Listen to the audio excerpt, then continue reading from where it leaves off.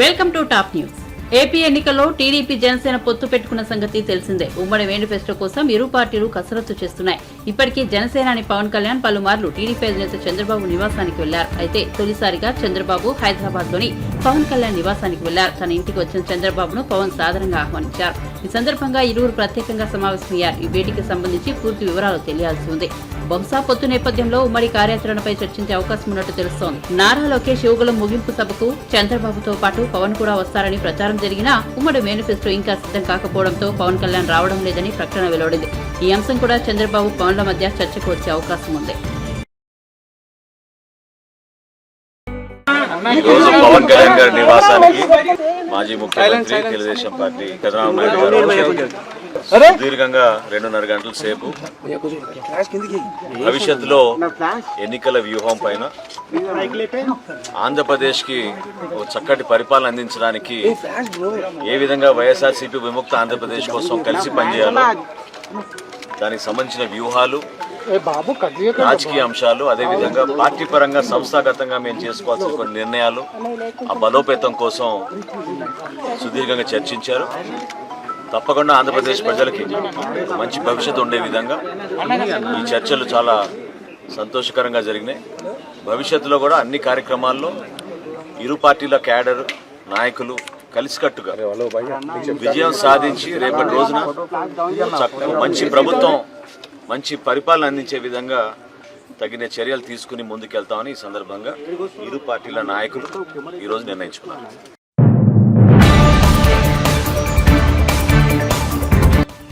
తెలంగాణ ముఖ్యమంత్రి రేవంత్ రెడ్డిని ఆర్బీఐ మాజీ గవర్నర్ రఘురాం రాజన్ కలుసుకున్నారు. ఆదివారం ఉదయం జూబ్లీహిల్స్ లోని సీఎం నివాసానికి వెళ్లిన రాజన్ సీఎం రేవంత్ తో భేటీ అయ్యారు. కేంద్ర ప్రభుత్వానికి ఆర్థిక సలహాదారుడుగా కూడా వ్యవహరించిన రఘురాం రాజన్ తో CM Revanth Reddy, deputy CM బట్టి విక్రమార్క, ఐటీ శాఖ మంత్రి శ్రీధర్ బాబు సమావేశమయ్యారు. ఈ సందర్భంగా తెలంగాణ ఆర్థిక పరిస్థితి, అభివృద్ధిపై వారు చర్చించినట్లు అధికార వర్గాలు తెలిపాయి. తన నివాసానికి వచ్చిన రఘురాం రాజన్ ను సీఎం రేవంత్ రెడ్డి ముందుగా శాలునాతో సత్కరించారు. బట్టి, శ్రీధర్ బాబుతో కలిసి బొకేతో రాజన్ ను స్వాగతించారు. అనంతరం రాష్ట్రంలో ఆర్థిక సమస్యలపై చర్చించినట్టు సమాచారం. నిధుల సమీకరణకు అనుసరించాల్సిన విధానాలపై రఘురాం రాజన్ సూచనలు తీసుకున్నట్టు తెలుస్తోంది. ఈ సమావేశంలో సీఎం, మంత్రులతో పాటు CS Shanthi Kumari, special finance secretary Ramakrishna Rao, CM principal secretary Seshadri తదితరులు పాల్గొన్నారు.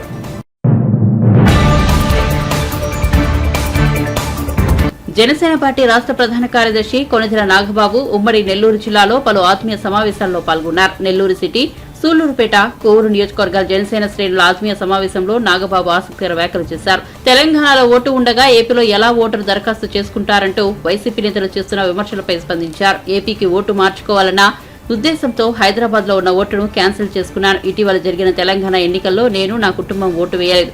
మంగళగిరిలో ఓటు కోసం దరఖాస్తు చేసుకుంటే ఓటు హక్కు రాకుండా బూత్ లెవెల్ స్థాయిలో కూడా వైసీపీ నేతలు అడ్డుపడుతున్నారు. నా ఓటును జనసేన, టీడీపీ కూటమి అభ్యర్థికి వేయడానికి సిద్ధంగా ఉన్నాను. ప్రజాస్వామ్యాన్ని గౌరవించే ఏ నాయకుడు కూడా ప్రతిపక్షం ఉండకూడదని కోరుకోడు. అలా కోరుకున్నాడు అంటే వాడు నియంతే అవుతాడు. మేం మాత్రం వైసీపీ 25 సీట్లతో ప్రతిపక్షంలో ఉండాలని కోరుకుంటున్నామని నాగబాబు వివరించారు. ఒక కామెడీ మ్యాగజైన్ ఒకటి ఉంది. ఈ మెయిన్ స్ట్రీమ్ మీడియాలో ఒక పత్రిక ఉంది. అది కామెడీ న్యూస్లు వేస్తుంటుంది. దాంట్లో పడిందనమాట. అదేంటంటే నాకు హైదరాబాద్లో, ఖైరతాబాద్లో కాదు, టీ నగర్లో, ఫిల్మ్ నగర్లో ఉంది. లాస్ట్ టైం కూడా నేను అక్కడే ఓటు వేయాల్సిన పరిస్థితి ఏర్పడింది. తర్వాత ఏం చేశానంటే నేను ఫ్రీక్వెంట్గా మంగళగిరిలో రావటం, నాకు తెలిసిన ఫ్రెండ్స్ ఇళ్లలో ఉండటం, మా జన సైనికులలో ఉండటం, సో కైండ్ ఆఫ్ స్టే అక్కడే అయిపోయింది. సో నేను నా ఓటు మార్చుకుందామని చెప్పి బూత్ లెవెల్ ఏజెంట్ దగ్గరికి పంపించి కావలసినటువంటి అన్ని రిక్విజిషన్స్ పంపించాం. నేను, నా భార్య, నా పిల్లలిద్దరూ, మా కోడలు, వీళ్ళందరం కలిసి మంగళగిరిలో రిజిస్టర్ చేయించుకుందాం అనుకున్నాం. దురదృష్టవశాత్తు బూత్ లెవెల్ ఎలక్షన్ దీంట్లో కూడా ఈ రాజకీయ పరమైనటువంటి అంశాలు కలిసి ఎక్కువ కాంట్రవర్సీ చేస్తే ట్రై చేస్తున్నారు. ఇలాంటి ఇష్యూస్ జరగకూడదని, న్యాయం కూడా కాదు అని చెప్పి నేను మొన్న తెలంగాణ ఎలక్షన్స్లో, అసెంబ్లీ ఎలక్షన్ నా ఓటు వేయలే. నేను కానీ, నా భార్య కానీ, నా కొడుకు కానీ వేయలే.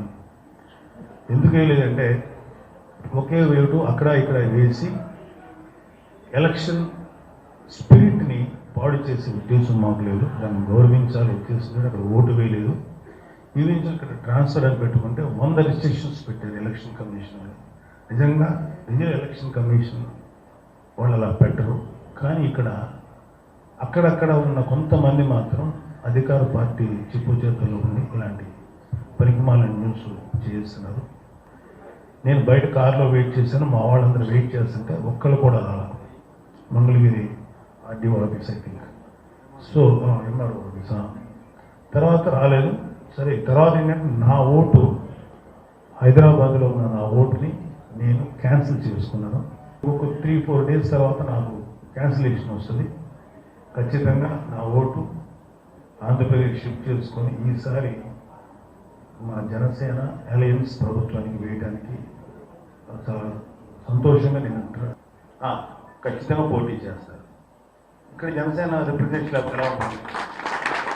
ఏదైనా నెల్లూరు జిల్లా ఏదైనా పక్క రాష్ట్రమా లేకపోతే శ్రీలంక?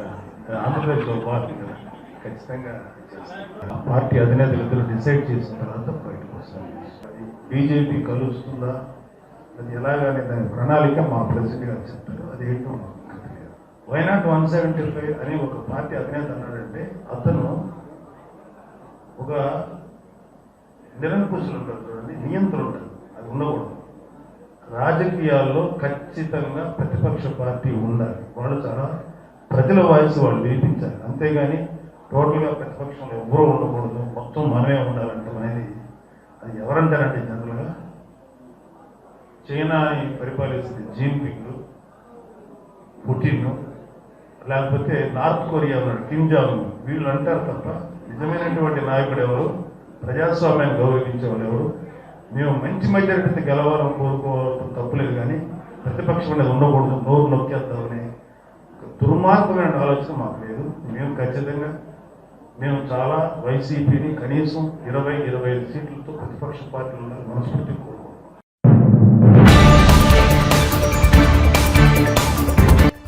వైఎస్ఆర్సీపీ ప్రభుత్వం వెంటిలేటర్పై ఉందని టీడీపీ రాష్ట్ర అధ్యక్షుడు అచ్చెన్నాయుడు పేర్కొన్నారు. శ్రీకాకుళం జిల్లా టీడీపీ కార్యాలయంలో పార్టీ శ్రేణులతో సమావేశమైన ఆయన ఈ నెల 20న యోగులం పాదయాత్ర ముగింపు సభపై దిశానిర్దేశం చేశారు. అనంతరం మీడియాతో మాట్లాడుతూ సీఎం జగన్ సహా వైఎస్ఆర్సీపీ నేతలు అందరూ అవినీతిలో కూరుకుపోయారని ఆరోపించారు.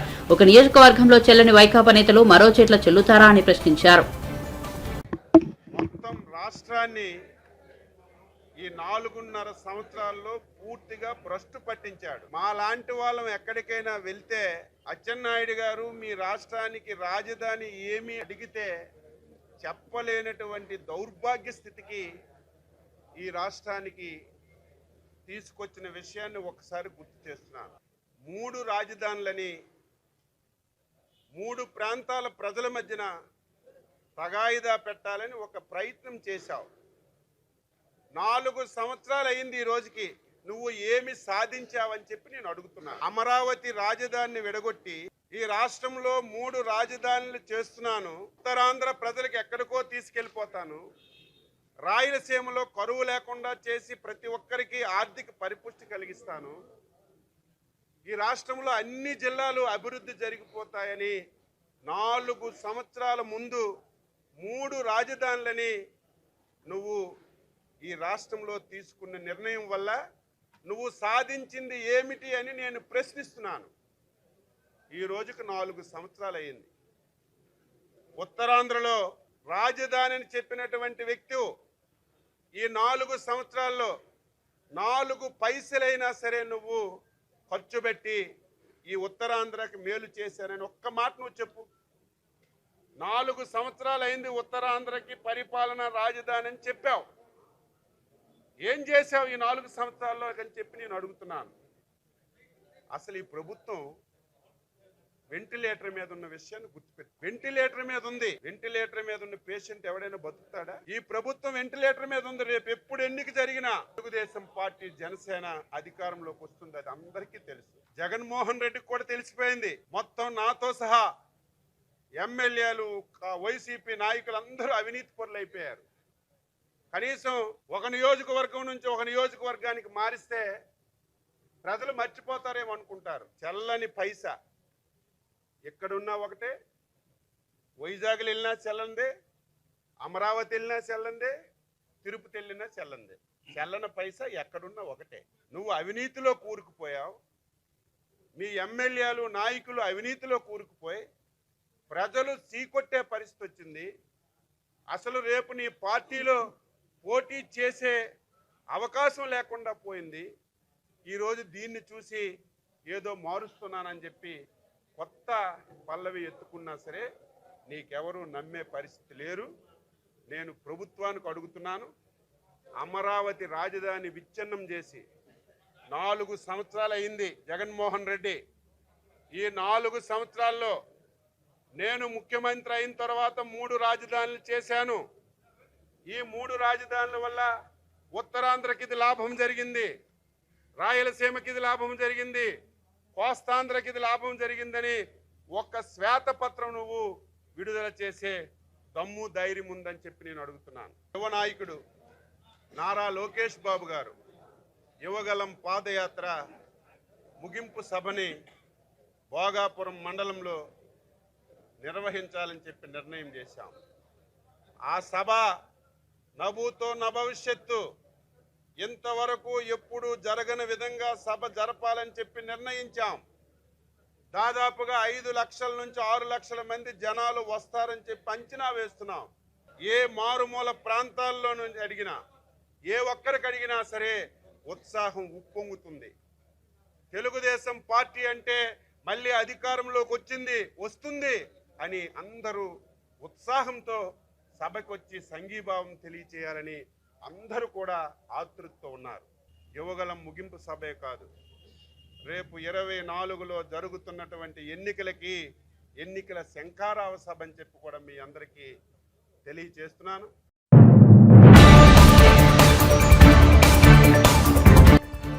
ప్రపంచంలోని అతిపెద్ద కార్పొరేట్ ఆఫీస్ బిల్డింగ్ ని ప్రధాని నరేంద్ర మోదీ ఆదివారం ప్రారంభించారు. గుజరాత్ లోని సూరత్ లో నిర్వహించిన సూరత్ డైమండ్ స్పోర్ట్స్ భవనాన్ని సీఎం భూపేంద్ర పాటిల్ తో కలిసి ప్రారంభోత్సవం చేశారు. ఈ భవనం సూరత్ లో సరికొత్త డైమండ్ ప్రపంచాన్ని సృష్టించనుంది. ముడి వజ్రాల నుంచి వజ్రాభరణాల దాకా అన్ని రకాల వ్యాపారాలు నిర్వహించేలా ఇందులో ఏర్పాట్లు చేశారు. ముంబై నుంచి డైమండ్ వ్యాపారం మొత్తం సూరత్ కు షిఫ్ట్ అయ్యేలా ఈ బిల్డింగ్ నిర్మాణం జరిగింది. ఇప్పటి వరకు ప్రపంచంలోనే అతిపెద్ద ఆఫీస్ స్పేస్ గా అమెరికాలోని పెంటగాన్ పేరొందింది. తాజాగా ఈ ఘనతను సూరత్ డైమండ్స్ బోర్డు దక్కించుకుంది. ఈ బిల్డింగ్ ను దాదాపు 700 ఎకరాల్లో నిర్మించారు. మొత్తం 9 టవర్లు, ఒక్కోటి 15 అంతస్తులతో ఒక్కదానికి మరొకటి కనెక్ట్ చేస్తూ కట్టారు. ఇందులో మొత్తం 4200 ఆఫీసులు, 67,000 మంది ఉద్యోగులు పనిచేసుకోవచ్చు. అంతర్జాతీయ వజ్రాభరణాల వ్యాపారానికి ఇది ప్రపంచంలోనే అతిపెద్ద, అత్యంత ఆధునీకరణ కేంద్రం కాబోతోంది.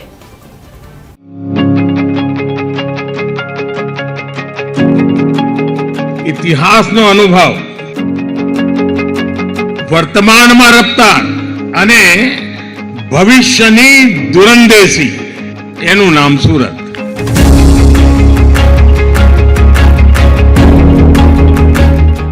आज सूरत शहर की भव्यता में एक और डायमंड जुड़ गया है. इस डायमंड की चमक के आगे दुनिया की बड़ी से बड़ी इमारतों की चमक फीकी पड़ रही है. अब दुनिया में कोई भी कहेगा डायमंड बुर्स तो सूरत का नाम साथ आएगा, भारत का नाम भी आएगा.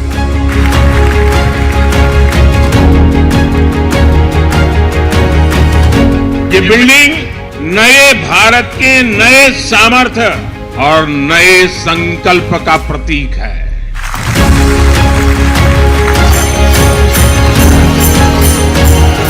सूरतियों की बरसों पुरानी मांग आज पूरी हुई है. सूरत एयरपोर्ट के नए टर्मिनल का लोकार्पण हुआ है और दूसरा बड़ा काम यह हुआ है कि अब सूरत एयरपोर्ट को इंटरनेशनल एयरपोर्ट का दर्जा मिल गया है. गुजरात में अब 3 इंटरनेशनल एयरपोर्ट हो गए हैं.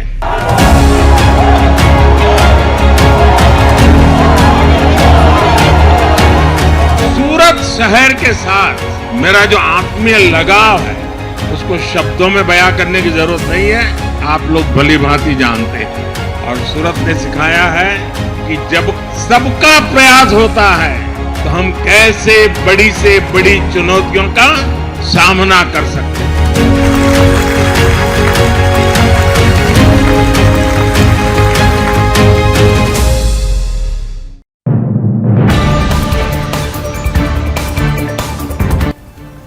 కాంగ్రెస్ పాలనలో ఎవరిపైనా కక్షా సాధింపులు ఉండవని మంత్రి శ్రీధర్ బాబు స్పష్టం చేశారు. ప్రజలందరి సహకారంతో తెలంగాణ రాష్ట్రాన్ని అభివృద్ధి పథంలో నడిపిస్తామని ఆయన ఉద్ఘాటించారు. సిద్దిపేటలో మంత్రిని కాంగ్రెస్ కార్యకర్తలు సన్మానించారు. ఈ సందర్భంగా శ్రీధర్ బాబు మీడియాతో మాట్లాడారు. మా ప్రభుత్వం నిన్న కూడా అసెంబ్లీ శాసన మండలిలో చెప్పింది, ప్రజాస్వామ్యయుతమైన ప్రభుత్వాన్ని నడిపిస్తాం, అన్ని వర్గాలను కలుపుకొని ఈరోజు ప్రతి ఒక్కరికి కూడా గొంతు వినిపించే ఆ స్పేసు ఆ ఆలోచన ఇస్తాం. నిర్భయంగా ముందుకు రావాలి, ఈ రాష్ట్రాన్ని మనం అందరం కలుసుకొని ముందుకు నడిపించాలని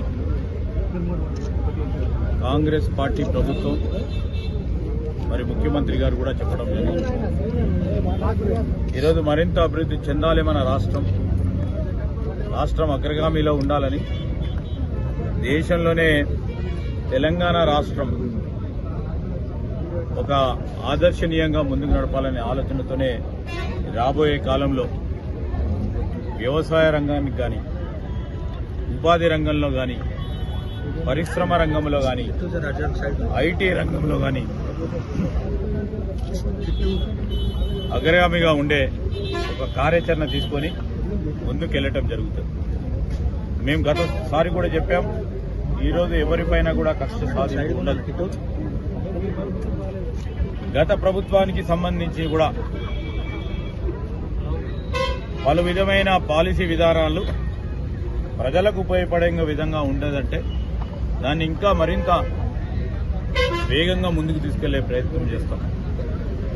మేము ఈరోజు ప్రజలకు చెప్పిన 6 గ్యారెంటీలతో పాటు మేనిఫెస్టోలో ప్రధానంగా ఉద్యోగ సంఘాలు, ఉపాధ్యాయ సంఘాలు, కార్మిక సంఘాలు, ఆటో రిక్షాలకు సంబంధించిన వారి సంక్షేమం, డ్రైవర్ల సంక్షేమం కానీ, అదేవిధంగా అన్ని వర్గాలకు సంబంధించిన సంక్షేమానికి కార్యక్రమానికి సంబంధించి మరి ప్రణాళికబద్ధంగా రాబోయే బడ్జెట్లో ఇవన్నీ అంశాలను కూడా పరిగణలోకి తీసుకొని మరి మంచి భవిష్యత్తును ఈ రాష్ట్ర ప్రజలకు అందించాలనే ఆలోచనతోనే ముందుకెళ్తా ఉన్నాం.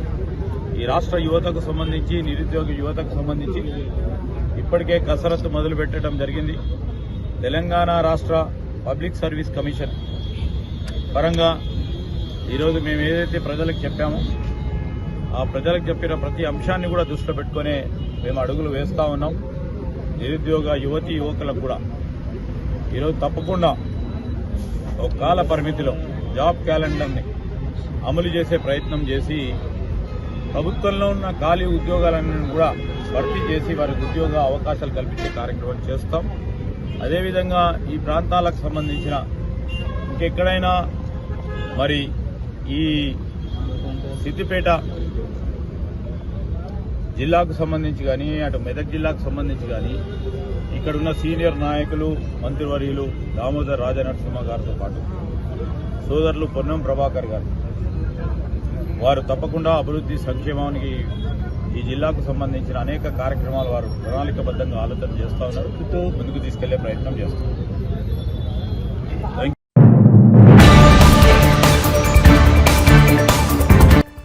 టిడ్కో ఇళ్ల లబ్దిదారులకు బ్యాంకుల నోటీసులు జారీ చేయడానికి కేంద్ర మంత్రి దృష్టికి తీసుకెళ్తానని బీజేపీ ఏపీ రాష్ట్ర అధ్యక్షులు పురంధేశ్వరి చెప్పారు. పశ్చిమ గోదావరి జిల్లా పాలకొల్లులో టిడ్కో ఇళ్ల సముదాయాన్ని ఆమె పరిశీలించారు. ప్రధానమంత్రి ఆవాస్ యోజన కింద ఈ జిల్లాకి దగ్గర అటు గ్రామీణ ప్రాంతంలో కావచ్చు, ఇటు పట్టణ ప్రాంతంలో కావచ్చు 1,05,000 పైచిలుకు ఇళ్లు మంజూరు చేయడం జరిగింది.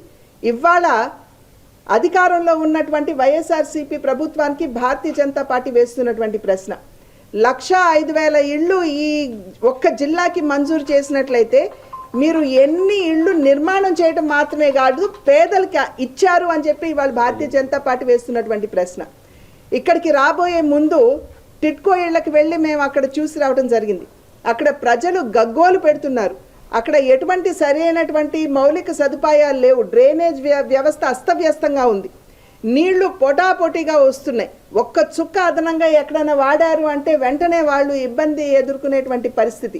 అన్నిటికంటే ఘోరమైనటువంటి విషయం ఏమిటంటే ఈ టిడ్కో ఇళ్లని తాకట్టు పెట్టి ఏవైతే ఇక్కడ 7,000 పైచీలకు ఉన్నాయో వాటిని తాకట్టు పెట్టి రాష్ట్ర ప్రభుత్వం 160 కోట్ల రూపాయలు బ్యాంకు నుండి రుణం తీసుకున్నారు.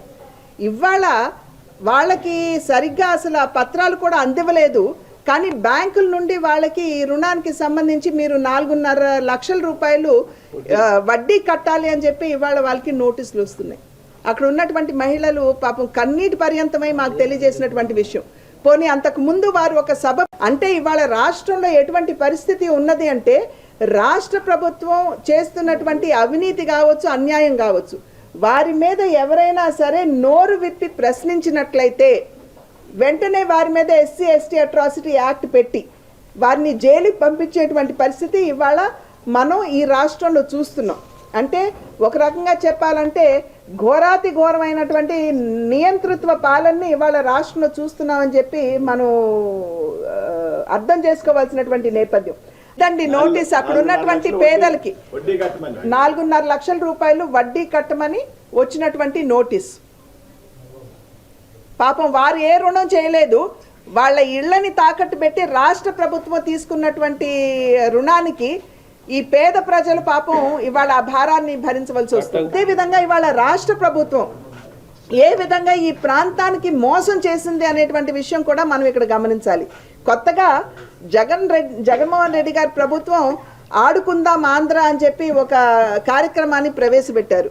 ఇక్కడ ఆడుకుందాం ఆంధ్ర కాదు, ఆంధ్ర రాష్ట్రంతో వీళ్ళు ఆడుకుంటున్నారు అనేటువంటి విషయం ప్రజలందరూ గమనిస్తున్నారని చెప్పి అధికార పక్ష నేతలందరూ కూడా గమనించాలి.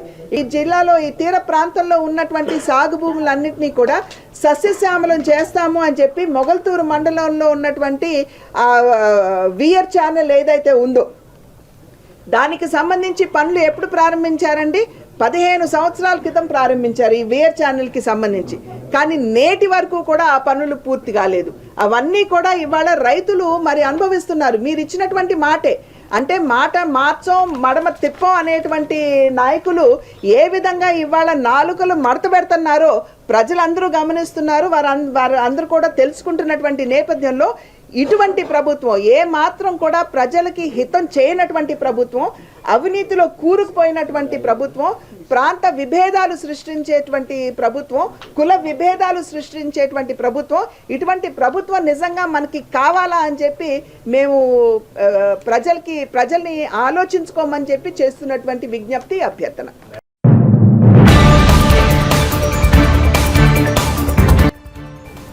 కాకినాడ జిల్లా తుని పట్టణంలో ప్రముఖ సినీ తారలు పాయల్ రాజ్పుత్, నేహా శెట్టి సందడి చేశారు. పట్టణంలో ఓ షాపింగ్ మాల్ ప్రారంభోత్సవంలో వారు పాల్గొన్నారు. వారిని చూసేందుకు పెద్ద సంఖ్యలో అభిమానులు తరలివచ్చారు.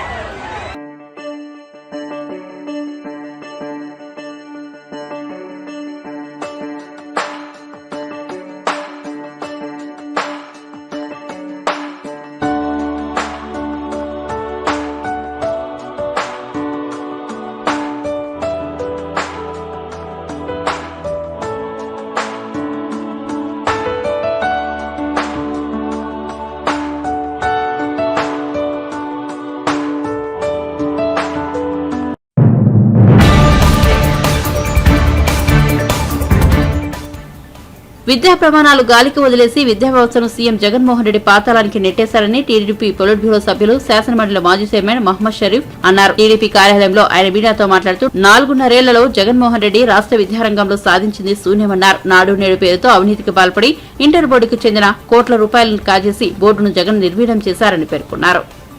4.5 సంవత్సరాలుగా జగన్మోహన్ రెడ్డి గారి పరిపాలనా కాలంలో విద్యా వ్యవస్థ నిర్వీర్యం దిశగా జగన్ అడుగులు వేస్తున్నారు. పాఠశాలలను సైకో జగన్ ప్రయోగశాలగా మార్చారు. విద్యా వ్యవస్థ ప్రథమ స్థాయిలో ఉండాల్సింది పోయి జగన్మోహన్ రెడ్డి చేతకానితనంతో అధమ స్థాయికి చేరుకుంది.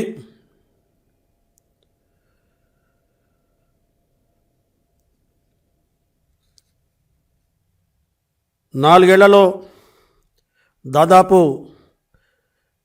7,85,000 మంది విద్యార్థులు ప్రభుత్వ పాఠశాలల నుండి తరలిపోయారు.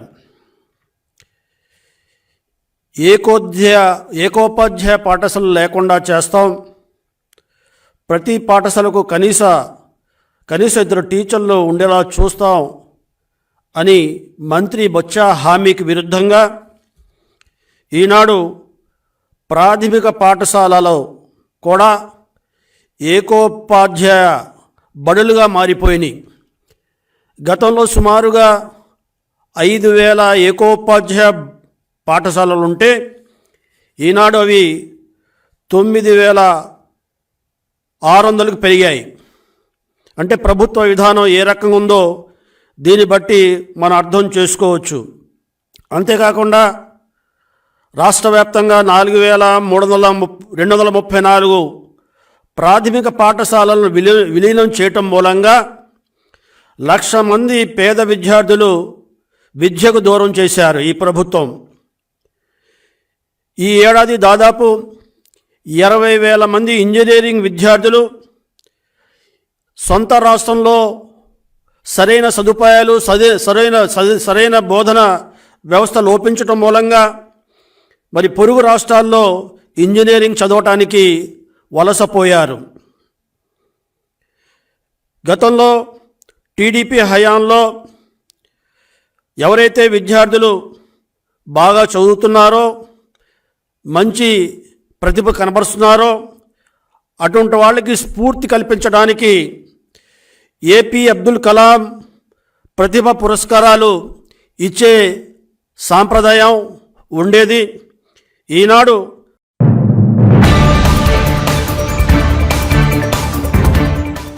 హనుమకొండ జిల్లాకు చెందిన ఓ ఉపాధ్యాయుడు బియ్యపు గింజలతో ముఖ్యమంత్రి రేవంత్ రెడ్డి చిత్రపటాన్ని రూపొందించారు.